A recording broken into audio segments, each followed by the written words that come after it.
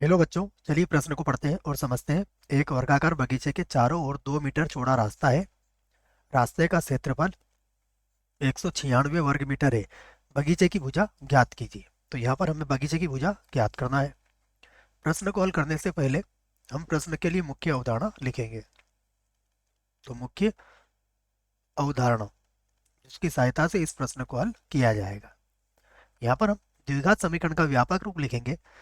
द्विघात समीकरण का व्यापक रूप होता है ए एक्स का वर्ग प्लस बी एक्स प्लस सी बराबर 0। यह द्विघात समीकरण का व्यापक रूप होता है और इसको हल करने के लिए हम लोग इस प्रश्न में गुणनखंड विधि का उपयोग करेंगे। गुणनखंड विधि की सहायता से हम इस द्विघात समीकरण को हल करेंगे। तो यह बात आप इस प्रश्न के लिए याद रख सकते हैं। आइए यहाँ से प्रश्न को हल करते हैं। प्रश्न की बात की जाए तो हमसे हमें सबसे पहले एक बगीचा दिया गया है। तो हम एक कच्चे रूप में एक बगीचा बनाने का प्रयास करते हैं जो कि वर्गाकार होगा। फिर यह कहा गया है कि इसके चारों ओर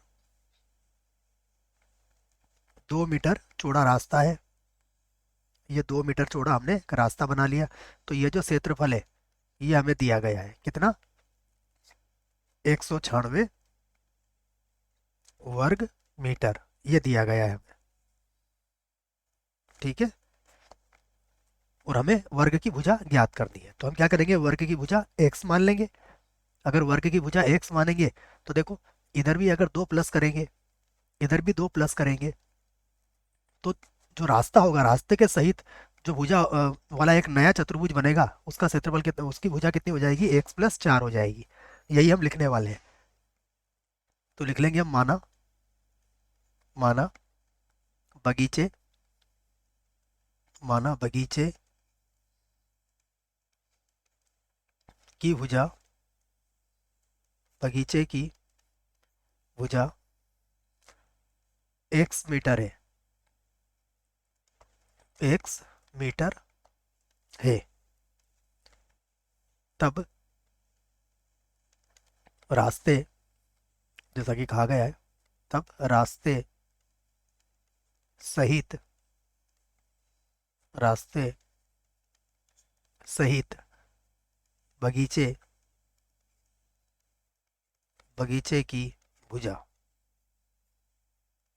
भुजा बराबर x+4 मीटर होगी। अब देखिएगा, हम यहाँ पर कह सकते हैं प्रश्नानुसार प्रश्नानुसार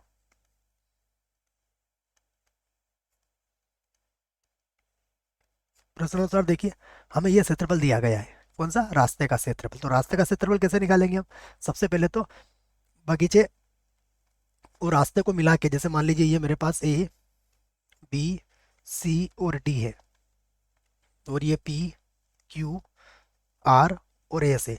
तो ए बी सी डी के क्षेत्रफल में से अगर मैं पी क्यू आर एस का क्षेत्रफल घटा दूंगा तो रास्ते का क्षेत्रफल आ जाएगा। तो वही लिखने वाले हैं। अगर ए बी सी डी का क्षेत्रफल निकालेंगे तो वर्ग का क्षेत्रफल क्या होता है, भुजा का वर्ग।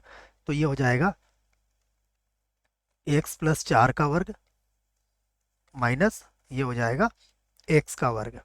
और दोनों का अंतर किसके बराबर होगा, 196 के बराबर। ठीक है। अब इसे हल कर लेते हैं। तो ये होगा x का वर्ग प्लस हो जाएगा 8x और प्लस हो जाएगा 16 माइनस यहाँ हो जाएगा x का वर्ग बराबर 196।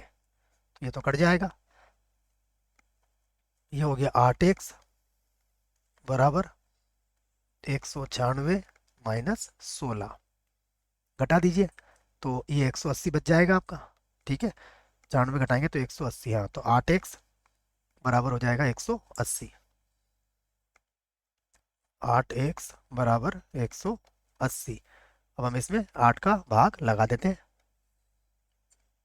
तो x बराबर हो जाएगा 180/8। तो इसको काट देंगे हम। पहले 2 के पाड़े से काट देते हैं 4 बार, और ये 2 के पाड़े से कट जाएगा 90 बार। फिर 2 के पाड़े से काट देंगे 2 बार, 2 के पाड़े से 45 बार। ठीक है।